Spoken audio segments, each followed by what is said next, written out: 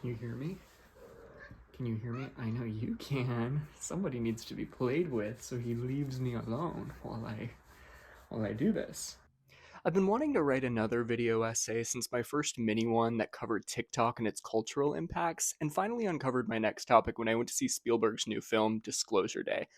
For those who haven't seen it yet, there are spoilers ahead, you have been warned. Disclosure Day is a film I really enjoyed on first watch. It's a suspenseful story with many turns that are exciting to follow, but probably resulted in me not being as critical on the writing and CGI as I was on the second watch, when my feelings on the film probably soured just a touch as I was able to properly dissect those other elements. When researching what others had to say, I came across a take from someone in my life that just refused to see it, saying they heard it was, quote, nothing burger, and another unknown Reddit user said something along the lines of Spielberg probably believes aliens exist, and that's what they thought the story was. Now listen, there are valid reasons to not like any film. However, I don't think that giving that surface level of a critique and moving on, labeling it as just another bad piece of media, does any kind of literature justice. The pill hopefully many of us have swallowed is that no media exists in a vacuum. There are copious influences in any piece of media that we consume.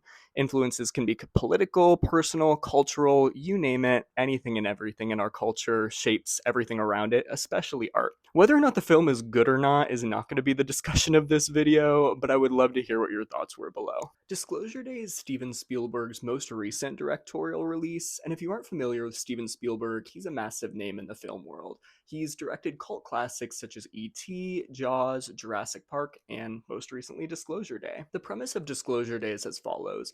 What would happen to modern society if we received government procured evidence of alien existence, and what impact would that make on humanity? The film examines this question from a variety of angles, such as impact on human purpose, the risk of societal panic and collapse, and even what the revelation would mean for organized religion as we know it. The plot of the film is set in motion when Daniel Kellner, a government cybersecurity agent, shares his plans with his girlfriend Jane to release all of his stolen government footage of alien existence publicly. Jane then voices her reservations about this plan, such as impacts this revelation will have on society, emphasizing how as a culture we've relied heavily for all of recorded history on the existence of supreme beings, so what will it do to us as a population to have confirmation of supreme beings physically among us rather than in faith-based practices? As the film progresses, viewers can draw parallels to a variety of societal issues we've been plagued with in such a short amount of time,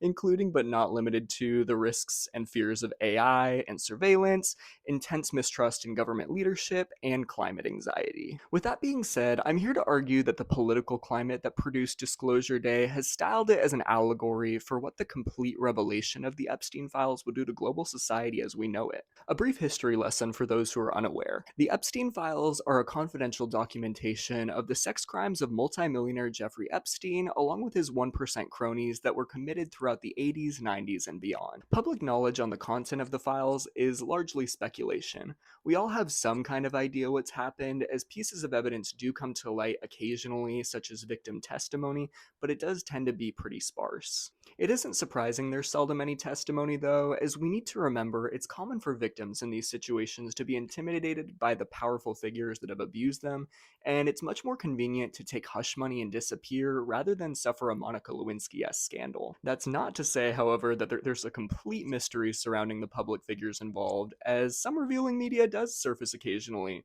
such as footage leaked 6 years ago of our now president partying and casually chatting with Epstein in 1992. When asked today about Epstein, he claims he was, quote, not a fan of him. Naturally, a scandal of this magnitude didn't end there. Though the case and files remained a hot piece of pop culture in America, in recent years, the files have resurfaced as a major political topic as well. It began with Trump himself in his 2024 presidential campaign, making statements challenging the confidentiality of the files, telling press that he would, quote, have no problem with their release. A statement of this nature naturally reignited interest in the topic in both the American and global public, and though it's ridiculous to say that those promises are why Trump won, it definitely was not irrelevant to the outcome. However, fast forward nearly 2 years later, and to nobody's surprise, the files are still the same mystery.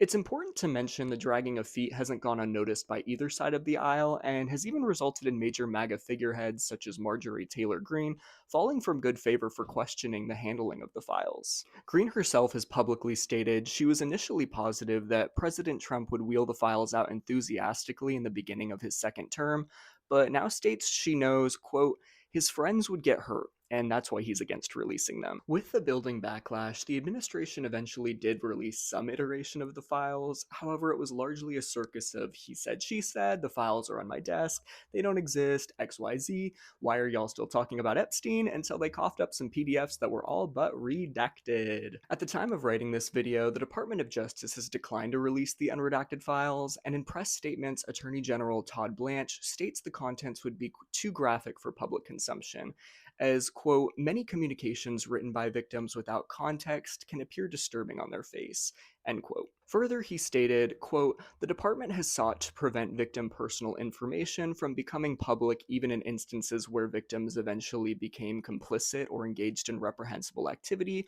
or communications, which in my ears translates to, even if those that were abused are calling for a file release, we can still hold them back at our leisure. This same article states that some of the files' only known copies are redacted and will remain that way until unredacted copies are recovered, which could very well be permanently lost or destroyed, which sounds like a convenient way to maintain protection on high-profile individuals to me, but what do I know? In summary, if you didn't catch all of what I said, these files have society's most powerful and influential determined to bury them. This circus has created a sentiment among Americans that Lee McGowan, aka Politics Girl, coined in her takedown of CNN commentator Scott Jennings, stating, quote, the files could bring an entire house down, and if it has to, it has to. If it brings down Democrats, bring them down. If it brings down Republicans, bring them down. But Jared, what on earth does this have to do with Disclosure Day? Well, a major happening of the film is when Emily Blunt's character Margaret is on broadcast and begins to speak in an inhuman language. We later find out that only Daniel Kellner can understand this and translates it to mean, do not be afraid of what you do not know. I thought this statement was a good connection to open this conversation because I think many Americans regard the files as a kind of Pandora's box that contains real man-made horrors beyond our comprehension. We don't know who or what exactly the files involve, and when statements are made by the Department of Justice, like the one previously mentioned, it gives us some serious uncertainty and anxiety about what's been hidden all these years. Independent of political affiliation, Americans are living in uncertain times. When we add the files into the mix, it's chilling to consider what's gone on behind the doors of the 1%, especially because one of the biggest offenders could currently be in the Oval Office. However, I'm not without optimism, and if we view Disclosure Day as an analogy, the film isn't without it either. I argue the main message of the film can be summarized as arguing that when a society suppresses anything to maintain a status quo,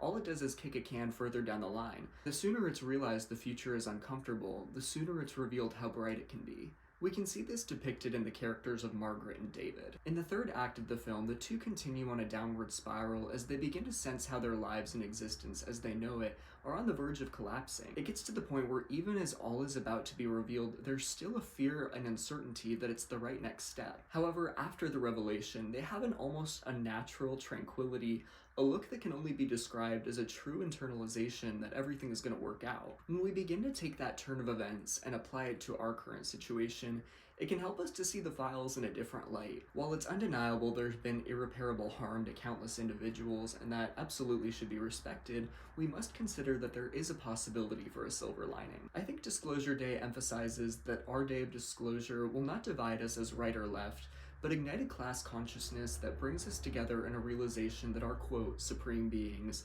are actually the 1%, and the information disclosed will be their immunity to public law in contrast to the working class. To prove that I'm not grasping at straws, I feel it's appropriate to look to New York City, where we're beginning to see a new political movement in the form of democratic socialism. For those who are unaware, democratic socialism is defined by democratic socialists of today as, quote, a system where ordinary people have a real voice in their workplaces, neighborhoods, and society. This movement can be a window for Americans in dark times, as we take note of how City Mayor Zoran Mamdani has accomplished and solved a variety of problems, including taxing the rich, that the American people have been told were too tall of an order by the 1%'s bought-out politicians for decades. I thought it was important to begin our conclusion with the same message that Disclosure Day leaves us with. At the end of the film, when the news finally breaks, the film focuses on, ironically, ironically a New York City news reporter, that is reporting on the released footage to viewers in real time and is understandably shaken by it. As she continues to have the revelation wash over her and verbalizes her own thoughts of how this might impact humanity and its understanding of its place in the universe,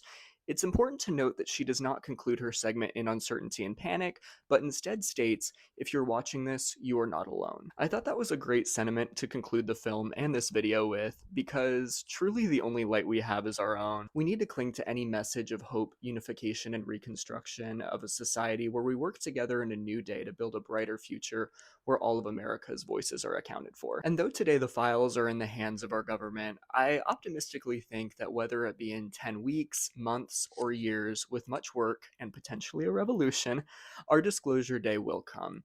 And my hope is that the American people will have and hold that information as a reminder of the necessity to find a new way and live united rather than divided. Anyways, guys, that is my video that I have on Disclosure Day and the Epstein files. I really had a lot of fun writing it. It was definitely a new beast for me to conquer when it came to filming it versus, a vlog about me getting my cat or a like 6 minute one take mini video essay. I would love to hear your thoughts on the movie, however. Did you love it? Did you hate it? Additionally, any movie recommendations? I would love to hear. I am always trying to become a bigger cinephile. And yeah, so until next time, I've been Jared. Have a great rest of your day, night, whenever you are watching this, and feel free to like and subscribe. Only if you want to, baby girl. Only if you want to.